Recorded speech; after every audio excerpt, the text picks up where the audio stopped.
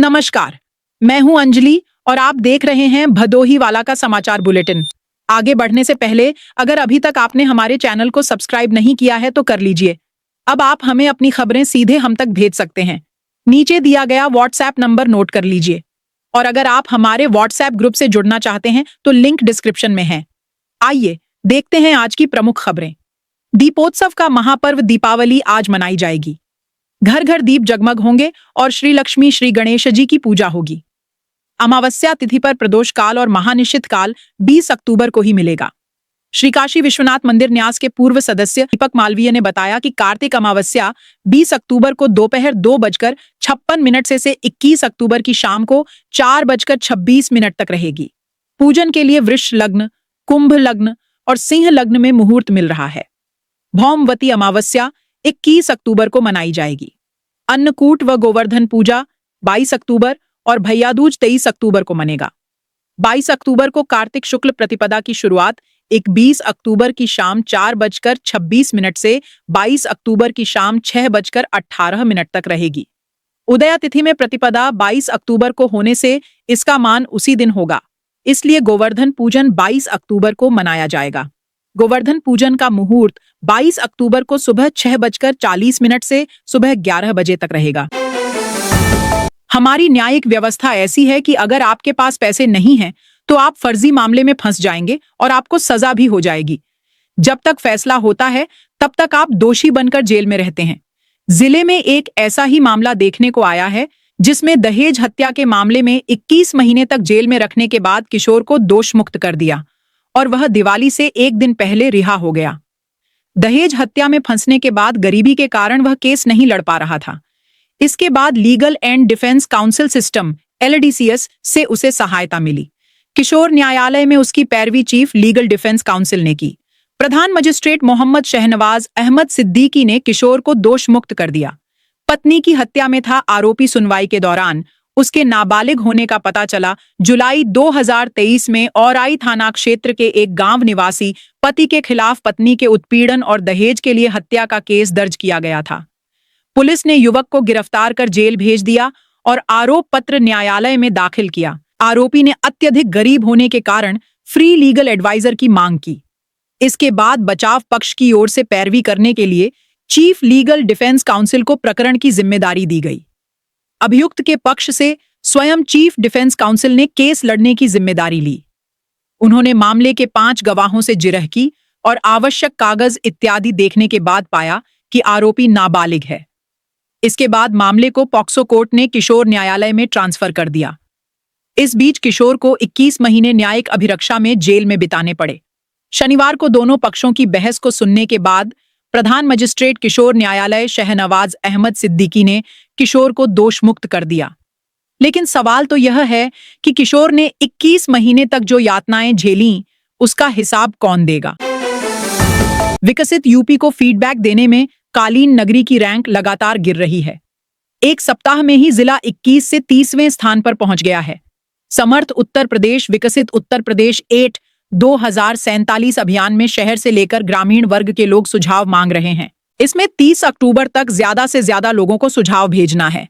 19 अक्टूबर तक 58,213 लोगों ने फीडबैक दिए हैं। जिले के युवाओं ने शिक्षा, स्वास्थ्य और रोजगार पर ज्यादा सुझाव दिए हैं। विकसित भारत 2047 की तर्ज पर विकसित यूपी अभियान सरकार की तरफ से चलाया जा रहा है। इसमें समाज के हर वर्ग के लोगों के सुझाव लिए जा रहे हैं। 31 अक्टूबर तक इसमें लोगों को सुझाव देना है। अब महज 11 दिन शेष बचे हैं, लेकिन जिला अब तक टॉप 10 में भी नहीं पहुंच पाया है। जिला, ब्लॉक और गांव स्तर पर प्रशासन की तरफ से कई कार्यक्रम आयोजित किए गए, जिसमें लोगों से अपने अपने सुझाव देने का आग्रह किया, लेकिन उम्मीद के हिसाब से सुझाव अभी नहीं मिल पाए हैं। संभावित 20 लाख की आबादी में करीब 12 लाख लोग इसमें सुझाव दे सकते हैं, लेकिन अब तक मात्र 98,000 ने ही फीडबैक दिया है। प्रगति बेहतर न होने से प्रदेश स्तर पर जिले की रैंक भी प्रभावित हो रही है। केंद्र सरकार की ओर से चलाई जा रही प्रधानमंत्री किसान सम्मान निधि की योजना का लाभ हासिल कर रहे करीब 80,000 किसान जिन्होंने फार्मर रजिस्ट्री नहीं कराई है, उनके सम्मान निधि पर संकट गहरा गया है। बगैर फार्मर रजिस्ट्री कराए 21वीं किस्त की धनराशि खाते में नहीं आएगी। विभाग की ओर से इन किसानों को अनिवार्य फार्मर रजिस्ट्री कराने का निर्देश जारी किया गया है। शासन ने अब सभी किसानों के लिए फार्मर रजिस्ट्री करवाना अनिवार्य कर दिया है। बगैर फार्मर रजिस्ट्री के किसानों को न तो सब्सिडी से मिलने वाले खाद बीज की सुविधा मिल पाएगी, न ही किसी अन्य योजना का लाभ ही हासिल कर सकेंगे। अब प्रधानमंत्री किसान सम्मान निधि की धनराशि भी बगैर फार्मर रजिस्ट्री के नहीं मिल पाएगी। किसान अपने स्वयं को मोबाइल से फार्मर रजिस्ट्री करा सकते हैं। ग्राम स्तर पर कॉमन सर्विस सेंटर के माध्यम व कृषि फार्मर सहायक के जरिए फार्मर रजिस्ट्री कर सकते हैं। फार्मर रजिस्ट्री के लिए किसान के आधार कार्ड, आधार से लिंक, मोबाइल नंबर व जमीन के दस्तावेज, खसरा खतौनी लगाना होगा। किसानों को पर्याप्त मात्रा में बीज खाद मुहैया कराने को लेकर कृषि विभाग की सख्ती बढ़ती जा रही है। बिना लाइसेंस एवं ज्यादा मूल्य पर खाद बीज बिक्री करने वालों के खिलाफ सघन जांच चल रहा है। 2 दिन पूर्व जिला कृषि अधिकारी ईरम ने 2 उर्वरक विक्रेताओं को कारण बताओ नोटिस जारी की है, जबकि 1.5 माह में एक उर्वरक विक्रेता के खिलाफ केस दर्ज कराया गया था। विभागीय सख्ती से मनमानी ढंग से यूरिया बिक्री करने वालों की बेचैनी बरआच गई है। जिला कृषि अधिकारी ईरम ने बताया कि 2 दिन पूर्व 2 उर्वरक विक्रेताओं कारण बताओ नोटिस जारी किए गए हैं। 2 माह में एक उर्वरक विक्रेता पर केस दर्ज कराते हुए 3 का लाइसेंस निरस्त किया जा चुका है। उर्वरक बिक्री में किसी तरह की लापरवाही एवं मनमानी की गई तो जांच कर कार्रवाई होना तय है।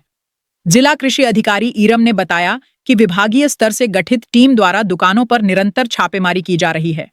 2 माह में 3 विक्रेताओं का लाइसेंस निरस्त करते हुए एक विक्रेता के खिलाफ केस दर्ज किया जा चुका है। भदोही पुलिस ने अपराधों की रोकथाम के लिए प्रभावी कार्रवाई जारी रखी है। इसी क्रम में औराई पुलिस टीम ने 19 अक्टूबर 2025 को एक अभियुक्त को अवैध हथियार के साथ गिरफ्तार किया है। अभियुक्त के पास से एक देसी तमंचा और 2 जिंदा कारतूस बरामद हुए हैं।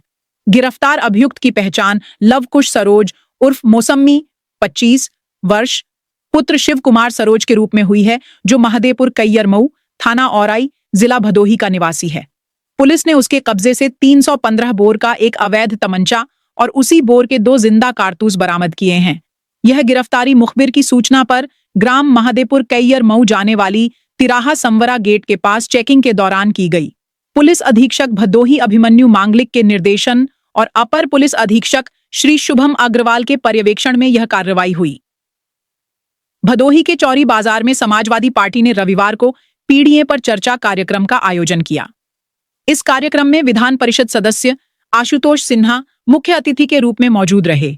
उन्होंने भाजपा सरकार पर जमकर निशाना साधा। एमएलसी आशुतोष सिन्हा ने अपने संबोधन में कहा कि भाजपा और उसके सहयोगी संगठनों की मंशा बाबा साहब डॉक्टर भीमराव अंबेडकर के संविधान को बदलने की है।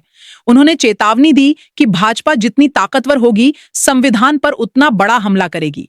सिन्हा ने जोर दिया कि देश की एकता, अखंडता, भाईचारा, सामाजिक न्याय और खुशहाली के लिए अंबेडकर के बताए रास्ते पर चलना आवश्यक है।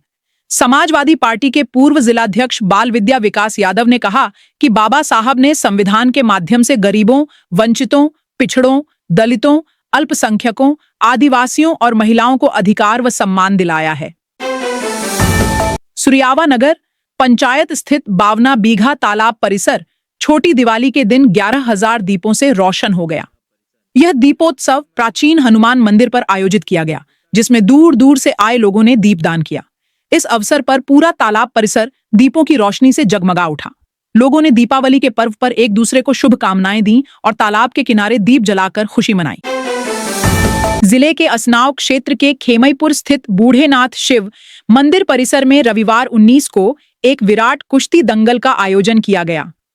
दोपहर 2 बजे से शुरू हुए इस दंगल को देखने के लिए आसपास के गांवों से 5,000 से अधिक दर्शक उमड़े। यह प्रतियोगिता क्षेत्र में पहली बार आयोजित की गई थी।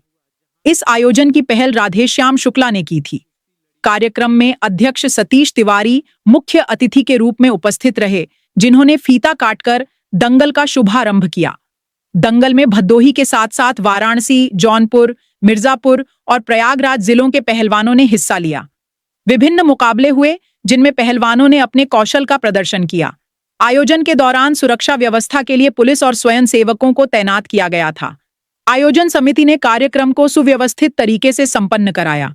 विजेता पहलवानों को सम्मानित कर उन्हें इनाम प्रदान किए गए। आज के बुलेटिन में इतना ही। कल फिर मिलेंगे। तब तक के लिए नमस्कार।